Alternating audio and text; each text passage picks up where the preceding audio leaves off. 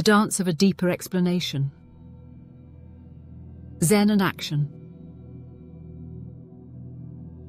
Wait, what if your beliefs aren't really yours?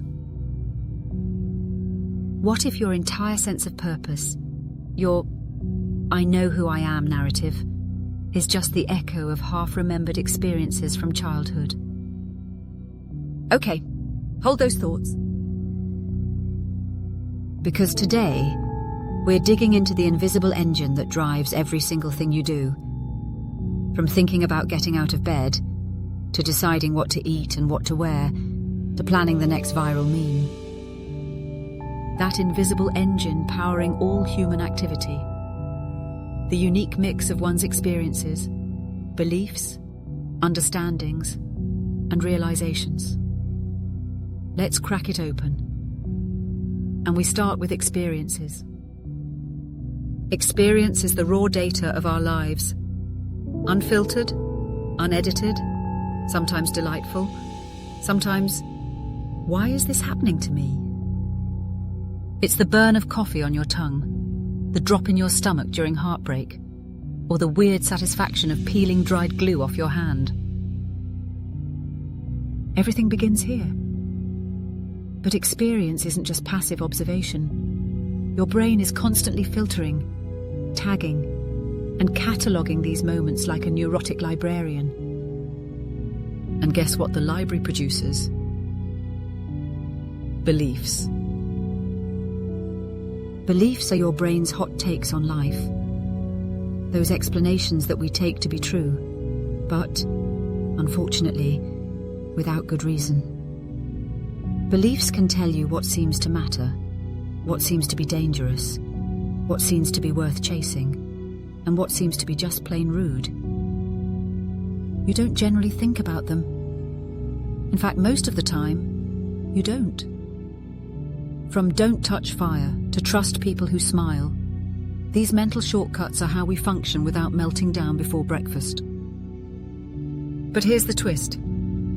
Beliefs are rarely questioned and taken to be true until they're not. That's where understandings rise up. Understandings are beliefs that have been elevated. Those things we take to be true, but which are now backed by reason and/or evidence. Understanding is the net result of pausing, reflecting, connecting the experience dots, and now knowing why we should not touch fire, and why every smiling face may not be so friendly.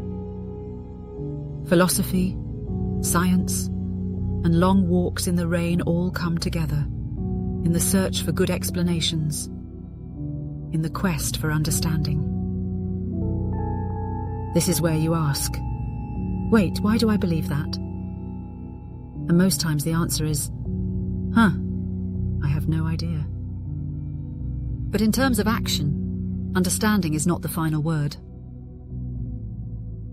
And so we're on to the notion of realization. This isn't just about knowledge, it's about embodiment. It's when you stop just thinking compassion is good and start being compassionate. It's when wisdom gets out of the textbook and into your bloodstream. Buddhists call this direct seeing, the moment the light bulb goes off. But instead of just light, there is both light and action. Let's sum it up quickly. It all starts with experiences.